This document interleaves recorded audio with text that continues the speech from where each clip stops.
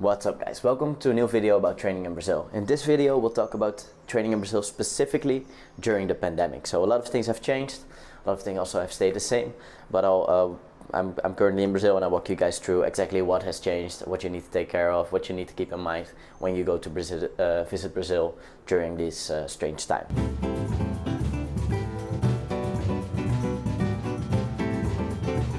Okay, so a few weeks ago the Dutch government announced that they would close down the gyms again. So my jiu-jitsu gym, they had to close it down, no more contact sports.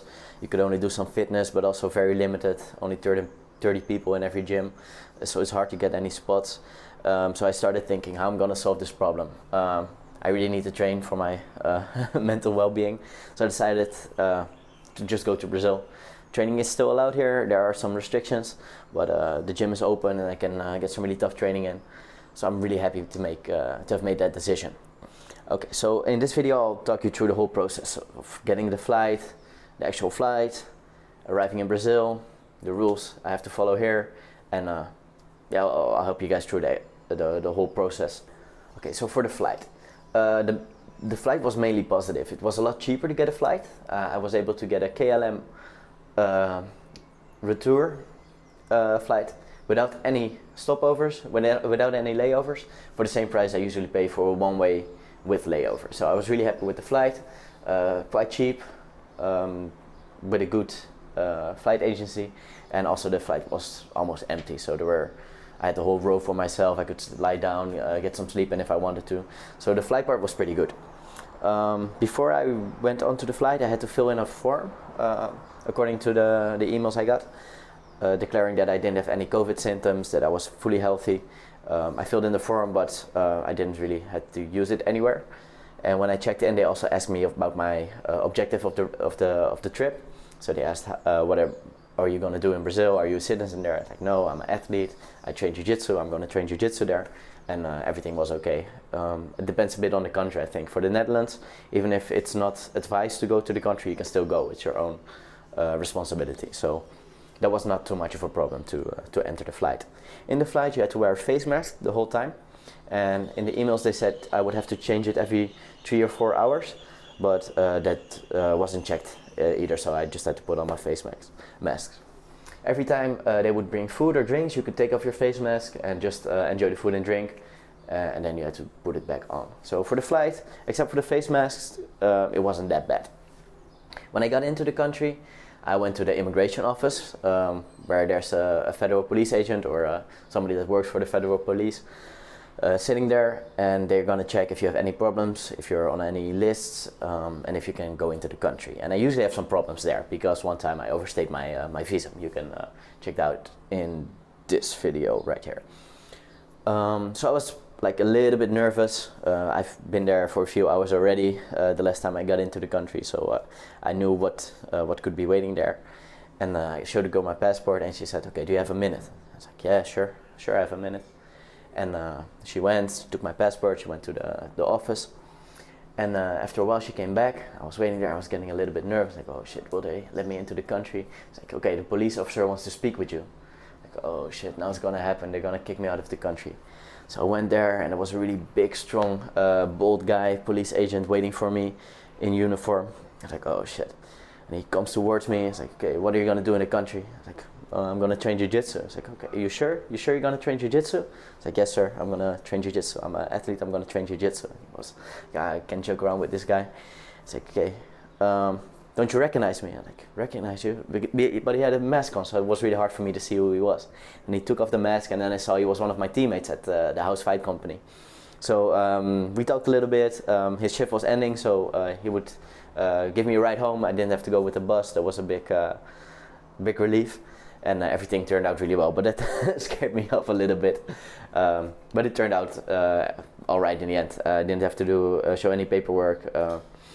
There was no real problems when entering the country, so that was all good. Now for the current situation in Brazil regarding the rules. First of all, the general rules. So COVID and everything else depends a lot per state. So that means both the cases, so the amount of people that are infected, and the measures. Most of the cases are actually in the north of the country, in Amazon, in cities like Manaus, A lot of people get infected with COVID, and the situation is pretty bad right there. In places like Santos, where I'm currently, it's pretty good. Actually, I think there's less cases actually than in the Netherlands. So where you go will define how bad the situation is in regards to COVID, and also, of course, in regards to the measures. Here in Santos, everything is still pretty loose. They mainly do face masks, not so much social distancing, but it is recommended, but not a lot of people follow the rules. The main thing is face masks, more on that in a bit. The cases, what I hear in the Western media is that Brazil is a really bad country in regards to COVID, but from what I hear here is that there's a lot of politics involved as well, since states or municipalities, they get government aid depending on how many COVID cases there are. So the more people that die of COVID, the more help they will get. So that probably also accounts for the large numbers you hear in the Western media. So like I said before, face masks are the big thing right now. So you have to wear a face mask when you're on the streets, when you go into establishments like restaurants or shops, and that's the main thing. On the streets, if you don't wear a face mask, you can get a fine of 100 reais. If you get fined again, you get a double fine, so you have to pay 200 reais. But to be honest, they're not checking it very often. I only have one story of somebody that got a fine. You do have to wear a face mask when you go into establishment. So let's say you go into a restaurant, you come out of your car, you put on your face mask, you enter the restaurant, but when you sit down to eat, you can actually take it off. So one of the things they say here is that COVID only lives in doorways, because you have to wear a face mask when you go into places. Another thing they do here, when you go into a restaurant, for example, or a supermarket, they will check your temperature with an infrared thermometer. So they point it at your wrist, and then they see if you have any fever, and if you don't, you just go in. You wash your hands with some alcohol, and you do your thing. So like I said, face mask, it lives in the doorways. On the streets, you don't really have to wear one, even though you have to, you don't really have to. As we say in Holland, it's gedoogd to not wear a face mask. Look that one up.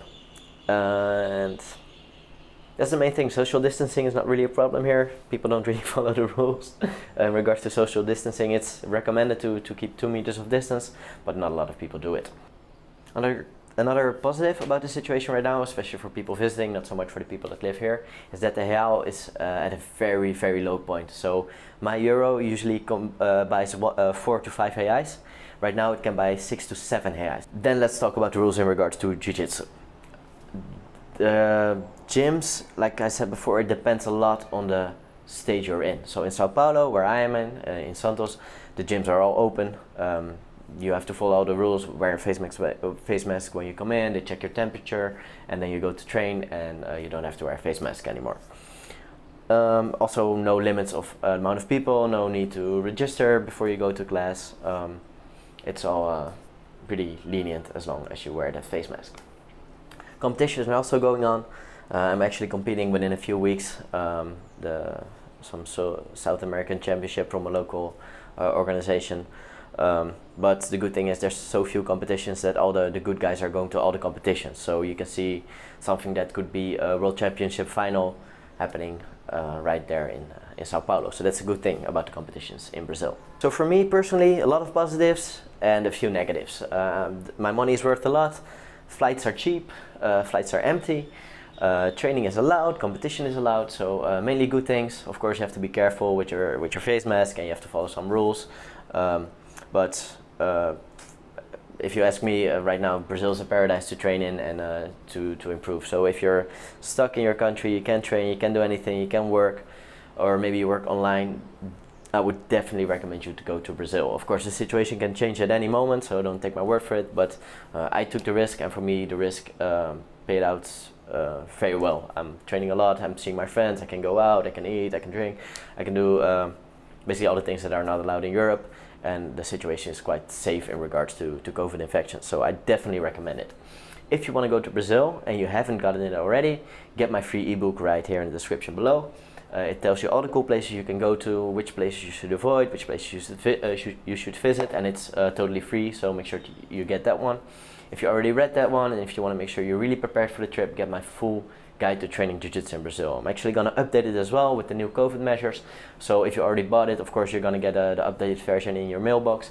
And if you want to get it right now, you can already study it, and then you get the updates a little bit later as well. It's also at a really big discount right now. For as long as I'm in Brazil, I'm selling it for only 17 euros. And you're going to save that money just from your trip from the airport to your establishment, to where you're staying. So definitely recommend it. It's a great investment if you want to improve your jiu-jitsu, if you want to prepare well for your trip to Brazil. Make sure you get that guide. It's in the description below as well. If you like this video, make sure to like, make sure to subscribe to the channel if you haven't already, make sure to leave a comment. And if you have any friends that are going crazy from not training, or going crazy from training in basements or living rooms, make sure you send them this video so maybe you guys can plan a trip together. Thanks for watching, see you guys next time.